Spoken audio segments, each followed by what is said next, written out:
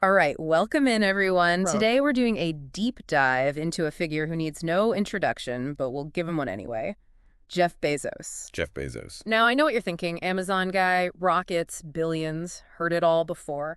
But stick with us. Oh, yeah. We're going beyond the headlines using this really insightful biography excerpt. hmm Trust me, there's more to uncover than you might think. Even his family was skeptical when he first started Amazon. Did you know that? It's true. And, it's easy to picture him as some young tech genius coding in a garage. But his path was much more unexpected. Oh. He was on Wall Street in the mid-90s, doing quite well, actually. So stable job, good income, why leave to sell books online? Exactly. Back then, the internet was still this new frontier. Most people didn't see the potential, but Bezos did. He saw e-commerce taking off before it was obvious. It wasn't just a business plan. It was a deep conviction. So even seasoned investors were hesitant. The source mentions quite a bit of skepticism, even from people who'd been in the game a long time. But Bezos, he just knew. I guess that conviction is what you need to launch something as big as Amazon. And then, of course, there's his famous day one philosophy. Right, day one. But what does that actually mean in practice? Because it sounds great, motivational poster material, but how do you actually implement that? It's a mindset ingrained in Amazon's culture. It means approaching every single day with that same drive to innovate and experiment as if it were the very first day of the company, always pushing forward. But how do they keep that up in such a huge company? One way is by avoiding getting bogged down in bureaucracy. They break things down into smaller, independent teams. Ah, so they can move faster. Exactly. Bezos calls it the two-pizza rule. Team should be small enough to be fed with just two pizzas. Interesting. So it's about maintaining that startup mentality even as they grow, Right. That agility is key to how Amazon expanded beyond just books. which happened pretty quickly when you think about it. It really did. Day one thinking fueled their growth into electronics, clothing. Then came the big leap, AWS in 2006. Now, when most people hear Amazon, they think retail. But AWS, their cloud computing platform, that's a whole different beast. It is. For those of us who don't speak tech, break down AWS and why it's such a big deal. Imagine, instead of every company needing their own expensive server rooms for data and computing power, AWS provides those services through the internet, like renting computing resources on demand. So businesses can scale up much easier. Especially startups. Yeah. It's a game changer. And it shows how Bezos saw Amazon as more than just a store, but a tech powerhouse. And of course, we can't forget that focus on the customer experience that Amazon is known for.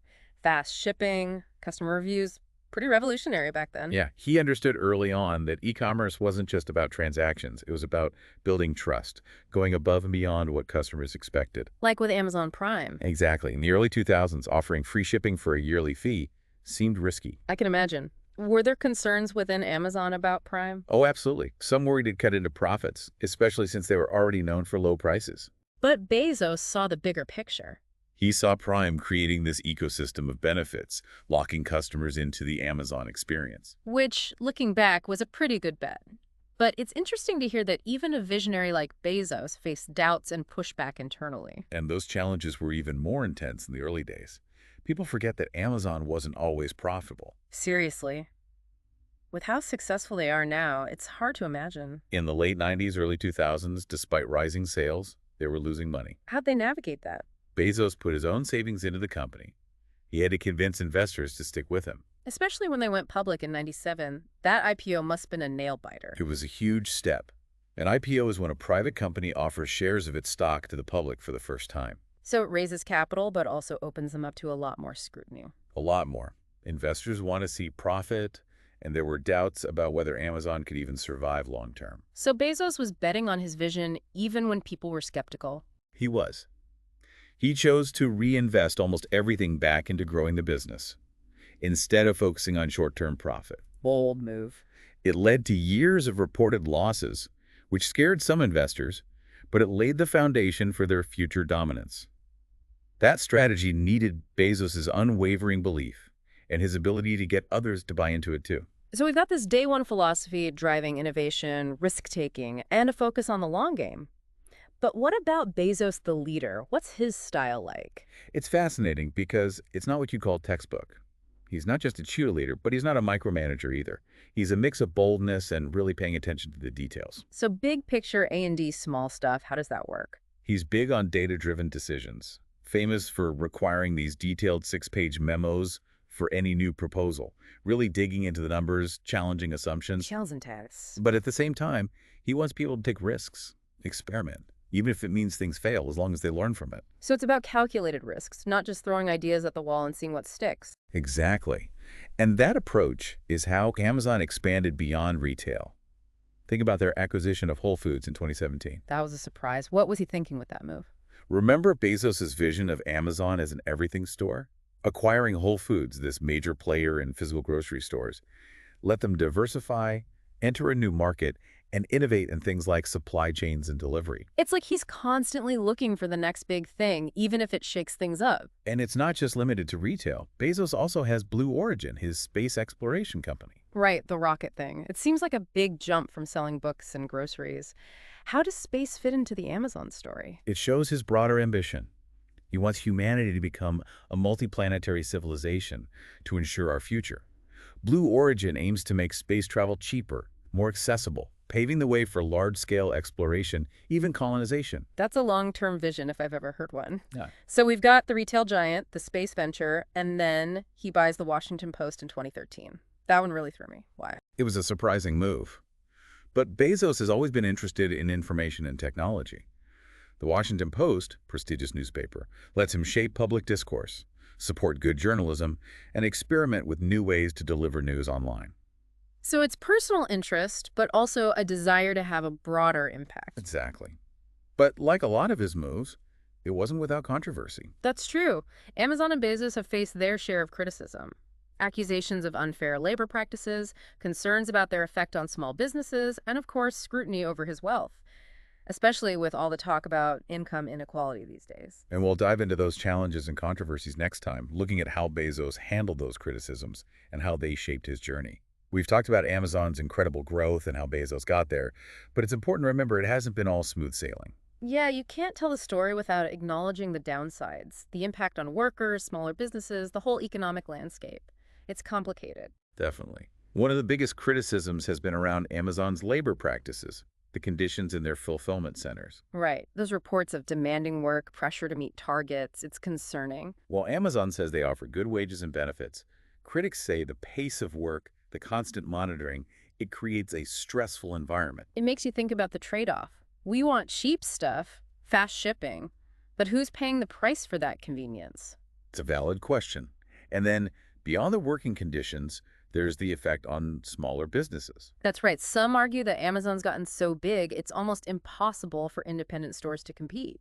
Leading to a lot of those mom-and-pop shops closing down. It's a tough one. Consumers benefit from the choice Amazon offers, the low prices, but you lose something when local businesses struggle. It's a complex issue. And then there's the whole question of Bezos' wealth, the fact that he's one of the richest people in the world. Which fuels the whole debate about income inequality. You see his journey, and it's hard not to think about that contrast, his immense wealth while some workers are barely getting by. Exactly. And these concerns have gotten louder as people become more aware of social justice issues.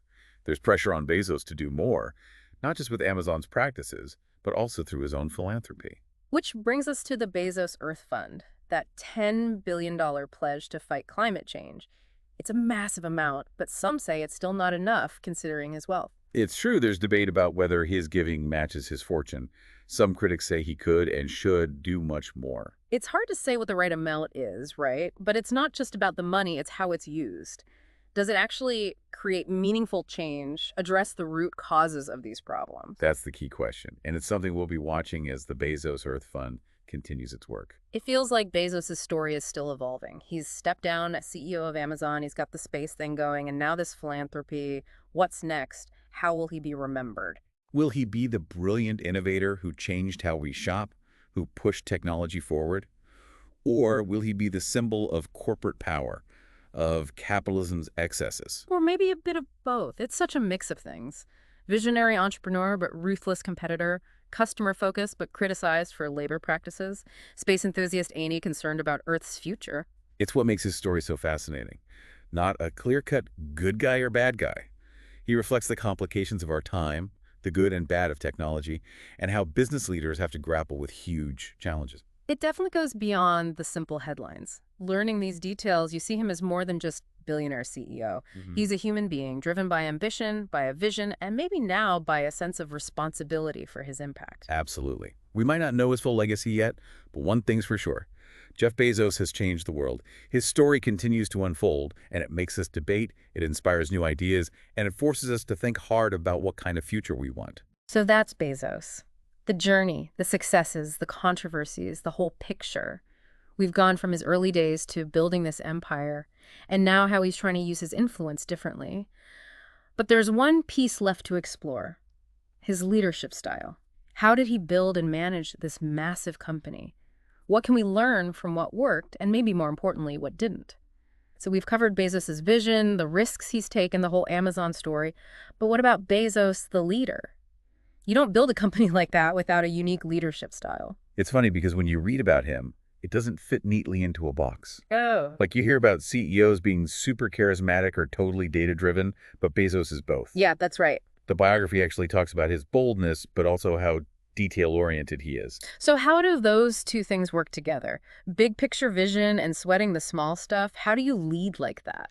I think it goes back to that day one idea. Mm-hmm. It's not just about always being hungry. It's also about creating this culture where people are constantly innovating, Okay. even if it means some things fail. Right. Bezos actually encourages his teams to experiment. He knows not every idea is going to be a home run. So it's like a tolerance for failure as long as you learn something. Exactly. That lets people think big, push boundaries, without being afraid to make a mistake. But it's not a total free-for-all, is it? No, because at the same time, Bezos is also a huge believer in data. Right, those famous 6-page memos he requires for any new proposal. Deep analysis, challenging assumptions, all of that. So it's both big ideas, but grounded in reality. Yeah, and you see that in how Amazon has grown. From books to the cloud, then groceries, even space travel. Bezos sets these ambitious goals, and then he trusts his people to figure out how to get there, even if it means completely disrupting entire industries along the way. But that demanding data-driven approach has also led to some of those criticisms we talked about. Oh, yeah, definitely. Like the working conditions, the pressure to perform. It's true, and it's a valid point. Bezos pushing for excellence can come with a cost. It's not for everyone, and you have to acknowledge that there's a human impact to those expectations. So what can we learn from all this? Even if we're not running a giant company, is there something to take away from Bezos's leadership? For sure. There's definitely things we can apply no matter what we do, like focusing on that long-term vision, being willing to take risks, but smart risks based on data. Those are solid principles. And maybe the biggest takeaway is that there's no one right way to lead. What works for Bezos and Amazon might not work for everyone. It's more about figuring out your own strengths, what you're trying to achieve, and building a style that's authentic to you. And always keep learning. Yeah, Even someone like Bezos, at the top of his game, he's still evolving. that's right. Shifting focus, trying new things, figuring out what his legacy is going to be. It's a good reminder that leadership isn't about reaching the finish line. It's about that constant journey of growing and changing. Well, there you have it, folks. Our deep dive into the world of Jeff Bezos. The good, the bad, the complicated. We saw how he became so successful, that relentless drive, and even how he's starting to focus on different things. We got a glimpse into the leadership that built one of the most influential companies ever, but ultimately, what does it all mean? That's up to you to decide. Weigh the good against the bad, the successes against the criticisms. Was Bezos a force for good, a symbol of what's wrong with capitalism, or somewhere in between? That's the beauty of these deep dives. It's about sparking your curiosity, making you question what you thought you knew, and hopefully leaving you with more questions than answers. It's about seeing the world, the people who shape it, and even your own choices in a new way. So keep exploring, keep questioning, and keep diving deep.